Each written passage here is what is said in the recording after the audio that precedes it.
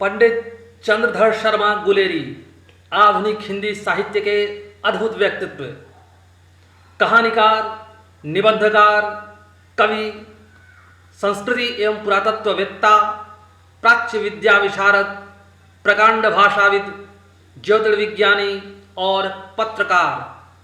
गहन अध्ययन, मौलिक चिंतन एवं प्रभुत सृजन के बल पर अपने समय के शीर्षस्थ बुद्धिजीवियों में परिगणित। बालक चंद्रधर को संस्कृत के सैकड़ों श्लोक कंठस्थ थे। वे अष्टाध्यायी के अनेक अध्यायों की आवृत्ति कर सकते थे। अमरकोश का सस्वर पाठ ही नहीं, बल्कि वे संस्कृत में धारा प्रवाह वार्तालाप करने में सक्षम थे। दिग्गज विद्वान पंडित शिवराम ने काशी के प्रकांड संस्कृतज्ञ पंडित विभव राम से शिक्षा ली थी। हिमालय से पधारे 3 महात्माओं को उन्होंने शास्त्रास्त्र में परास्त किया था। पत्नी पद्मावती सुपठित थीं, लेकिन स्वभाव थोड़ा उग्र था। कुछ लोगों ने गुलेरी जी की कहानी बुद्धू का कांटा की वाग्विदग्ध भागवंती से उनका एकत्व सिद्ध किया है। बालक चंद्रधर जयपुर में कार्यरत पिता के साथ निरंतर गुलेर जाया करते थे। हिमालय की गोद में अवस्थित प्राकृतिक सौंदर्य से परिपूर्ण उस ग्राम ने उनमें सौंदर्य की स्थायी चेतना जगाई थी। गुलेरी जी संयुक्त परिवार के मुखिया थे। 2 छोटे भाइयों सोमदेव और जगद्धर की पढ़ाई लिखाई का उत्तरदायित्व इन्होंने बखूबी संभाला था। जगद्धर की नौकरी लगने पर इन्होंने अपनी खुशी अनेक सगे संबंधियों को पत्र लिखकर व्यक्त की थी। संतान के प्रति उनका रवैया कठोर अनुशासन प्रियता का नहीं था। उनके साथ हंसी विनोद अखंड चलता रहता था। नियमबद्ध दिनचर्या गुलेरी जी के जीवन का अंग था। समय की पाबंदी के वे कायल रहे। पंडित मदन मोहन मालवीय और बाबू श्याम सुंदर दास जैसे घनिष्ठ मित्र भी इस बात का ख्याल रखते थे कि गुलेरी जी शाम को किस समय अपने बेटे को अंग्रेजी पढ़ाने में व्यस्त होंगे। गुलेरी जी की गणना पुरातत्व, भाषा विज्ञान, प्राचीन इतिहास, वैदिक संस्कृत, पाली तथा प्राकृत के श्रेष्ठतम विद्वानों में होती है। एक और उनका संपर्क William Jones, doctor Buhler, Grierson, Bhandarkar एवं गौरीशंकर हीराचंद ओझा जैसे अनुसंधाताओं से था, तो दूसरी ओर बाबू श्याम सुंदर दास, पंडित महावीर प्रसाद द्विवेदी और रामचंद्र शुक्ल जैसे हिंदी सेवियों से भी। उन्होंने जयपुर वेधशाला के जीर्णोद्धार में सहयोग किया था और तत्कालीन हिंदी पत्रिकाओं से जुड़कर न केवल हिंदी साहित्य की श्रीवृद्धि की थी, बल्कि हिंदी जगत के बौद्धिक जीवन का अंग बन गए थे। साहित्य सृजन की इससे अच्छी परिभाषा नहीं हो सकती कि वह क्षण क्षण नए सौंदर्य को प्रकट करे और रचना को नित नया सौंदर्य प्रदान करने वाले तत्व का नाम है मौलिकता। गुलेरी जी ने कहानी, कविता, निबंध जो कुछ भी लिखा उसमें मौलिकता की छाप विद्यमान रही। उसी मौलिकता के कारण उसने कहा था ही नहीं, बल्कि गुलेरी जी की अन्य अनेक रचनाएं आज भी ताजगी से सराबोर हैं। गुलेरी जी में यह मौलिकता परिस्थितियों के दबाव से अपने को मुक्त रखते हुए उन पर हावी होकर सृजन करने के कारण प्रकट हुई थी।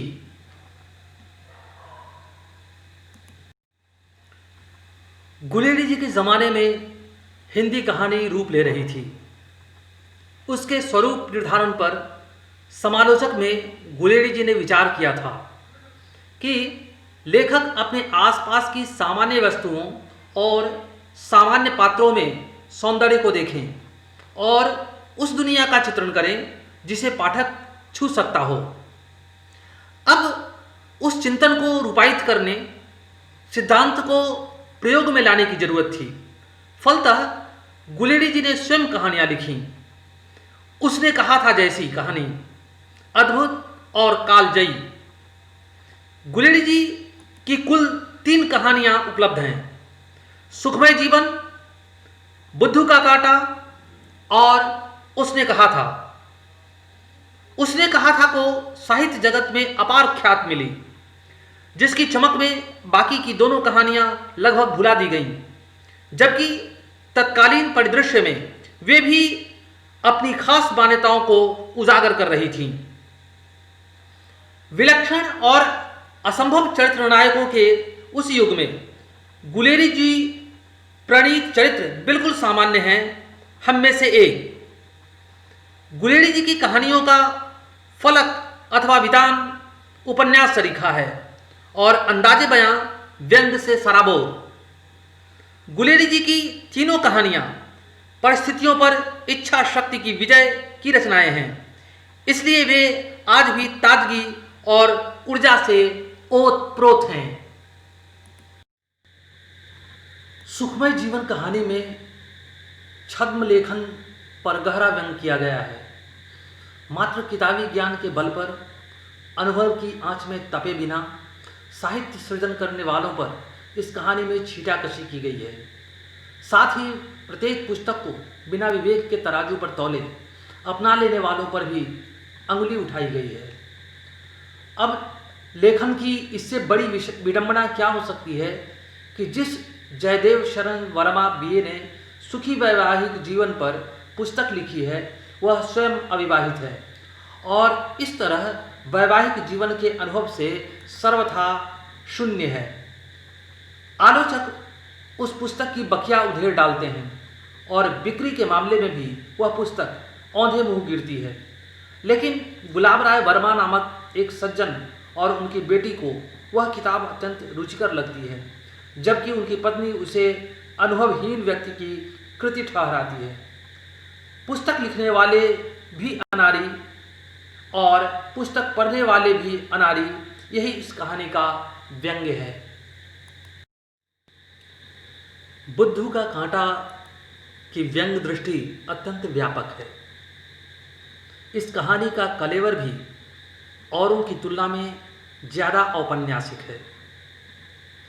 उसने कहा था में प्रेम की अंतःसलिला बहती है और अपने विषयगत स्वरूप में यह कहानी भी एक प्रेम कथा है।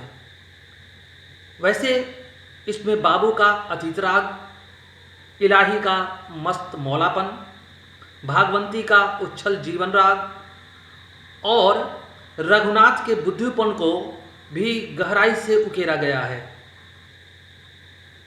बुद्धू का कांटा कहानी का एक अंश पनघट शीर्षक से स्वतंत्र कहानी के रूप में छपा बताया जाता है।